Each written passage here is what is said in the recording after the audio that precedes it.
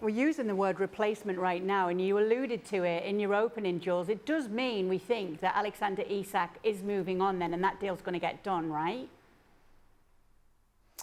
Well, yeah, I think that's the perception we get here in England. I was told today that the deal is very much on. Liverpool are ready to put another offer. We know that their first offer of £110 million was rejected by Newcastle, who won at least £130 million, which would obviously smash the record of highest transfer fee for a player in the Premier League.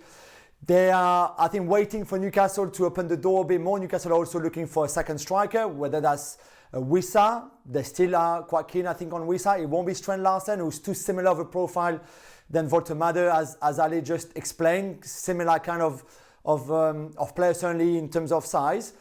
So Wissa potentially, but for Isak, who is ready and waiting to go to Liverpool, I think it makes him closer to Liverpool than certainly it was 2 days ago before Voltemade was signed. We were starting to think it might not happen, Stevie, and it looks like it could. Alexander Isak to Liverpool. Yeah, and the key being Voltemade. I mean, that really busts the door open. And it's interesting that Voltemade is kind of going to be in the situation that Isak was in when he came. You know, we didn't know that much about him. He'd played for Sweden. We knew he had potential.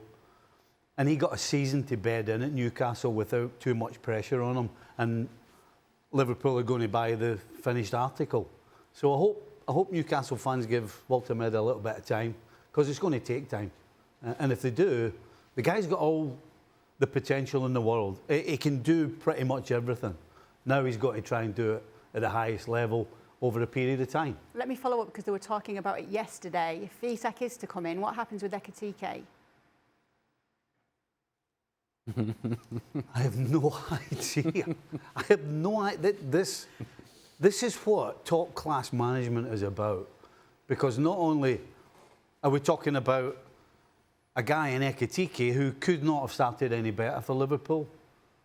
And if you're Ekitike, you're looking over your shoulder now, which is going to be tough. It's not that's going to be a strange situation when Alexander, if he does, Isak walks in the dressing room and it's pleased to meet you. Ekitiki's going to be shaking his head, and then everybody else, apart from probably Salah, is going to think, well, hold on a minute, is this going to affect me? So this is going to be down to Arne Slot how he handles the players. It's the old dominoes, by the way, because Isak is going to have to play. Yep. And so what happens with Ekitike? What happens with Cody Gakpo? What happens with Florian Wirtz? Because that's a decision that still needs to be figured out. What happens with Florian Wirtz? Do you change formation? Do you change the way that you approach the game? Do you change where players come from? And somebody's going to have to be sacrificed. And where do you start? Well, you're not going to start with Isak because you're making this big investment in the player.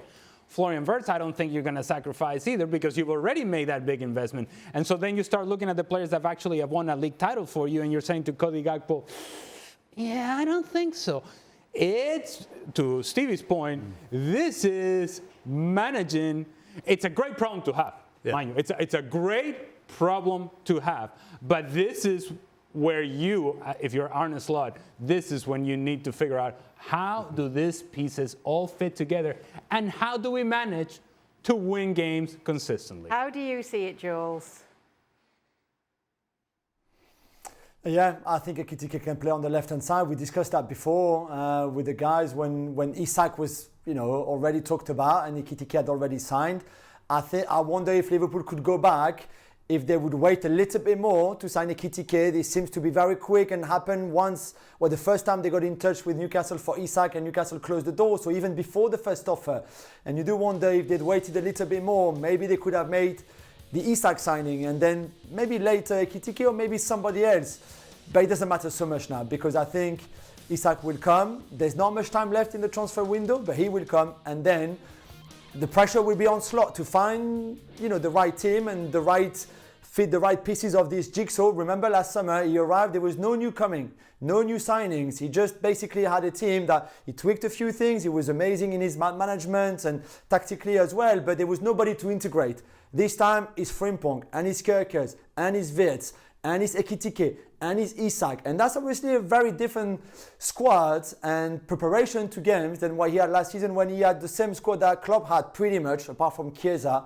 And didn't have too much to do in terms of changing and tweaking and integrating and for players to adapt to him, or him to adapt to the players, sorry. This is very different, but there's pressure, but that's normal, it's Liverpool. But if he gets it right, I know finding the pieces and how they all fit together, but if they fit together, this is a better team than the one that won the league last year.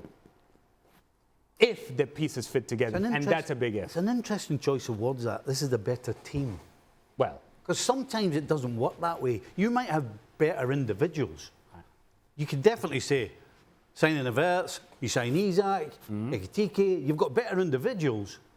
And that is the key that Arne Slot has to try and open the door to make them a better team. Because right now, they're not a better team than the one that won the Premier League last year.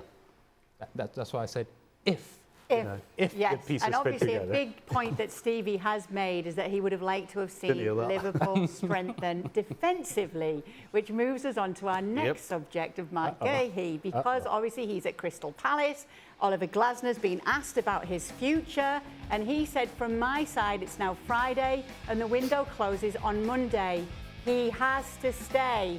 Getting the right replacement in now, I think, is almost impossible.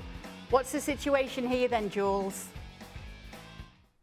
It's a good try from Oliver Glasner, and we respect it. Yeah. We respect him for it. But one, he doesn't decide. It's not him.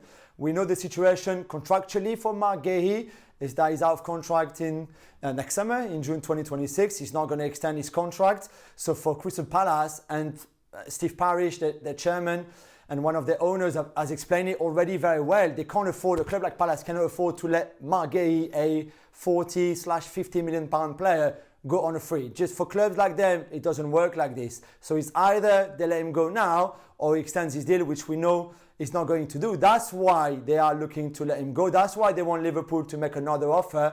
I'm being told again that the two clubs are still very much in touch, that Crystal Palace has a short list with potential players they can sign to replace Marc Guehi, like a Diomande, for example, and others that they've been following for a long time. I know there's not much time left between tonight as we do the show and Monday night, just 48 hours, a bit more 3 days, sorry. But still, there's enough time there for Guehi to go to Liverpool, for Isak to go to Liverpool, and for Newcastle and Crystal Palace to find replacement for them both. If Crystal Palace don't have somebody targeted, waiting in the wings for them to make a bid on, the sporting director needs to get sacked. 100%. They had to be, Crystal Palace had to be have to put themselves in a position where if at the last breath Guehi went, then they've got somebody ready. And as I said, if they haven't, somebody needs the bullet. On the other side of this, though, this is what you've been saying Liverpool really need. 100%. And it could be crucial in terms of their title challenge if they don't have the right defender in place to strengthen that backline this season. Listen, one of the greatest managers of all time said it, Alex Ferguson. You start from the back and you win by defending. I mean, and right now, Liverpool have been getting away with outscoring the opposition. And you can't win a Premier League title by doing that week in and week out. Eventually, it catches up with you. And Liverpool right now are in a position where they have to strengthen defensively. Because if they don't, then I don't see how anybody could put them down as favourites. Certainly the way they've started defensively. Just a few more days to go and we will find out. You can keep up to date with all the latest transfer talk over on our website. Transfer talk is there on ESPN.com.